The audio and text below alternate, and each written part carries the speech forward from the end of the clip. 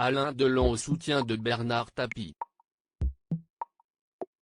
Jeudi 27 mai, Laurent Tapie révélait que l'homme d'affaires est actuellement hospitalisé dans un état préoccupant, tandis que de nouvelles tumeurs lui ont été récemment découvertes. Il en a une au cerveau soignée par radiothérapie, 2 dans les reins, dans l'abdomen, il en a un peu partout de petite taille.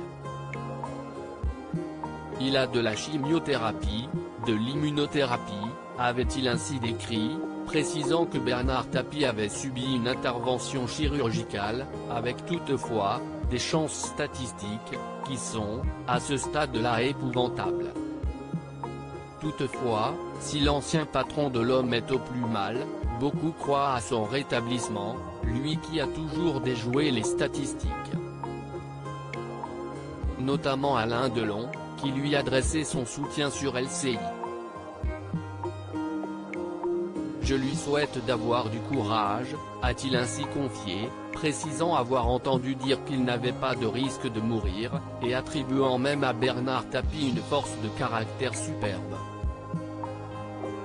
Il supporte son mal depuis de nombreuses années. Je ne suis pas du tout inquiet, parce que je le connais, il est très fort, très puissant, a-t-il ajouté. Bernard Tapie est extrêmement fatigué. Si jusqu'ici Bernard Tapie a toujours été combatif, cette fois, il serait extrêmement fatigué selon son fils Laurent. Sur le fait de se battre, il est hors norme, mais il n'y a pas de surhomme, a-t-il ajouté. Actuellement en plein procès en appel pour l'affaire de l'arbitrage, l'ancien patron de l'homme avait demandé à la justice un report pour raison de santé, ce que celle-ci a refusé, et ce, malgré son état préoccupant.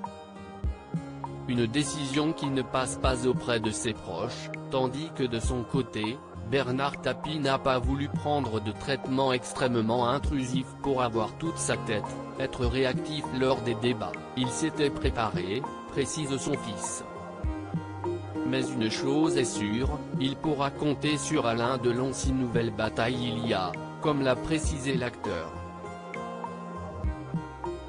On s'est connu, il m'a bien aimé, s'est-il aussi souvenu, soulignant que lorsqu'il en avait besoin, il l'a aidé et inversement. Et je continuerai, a-t-il assuré.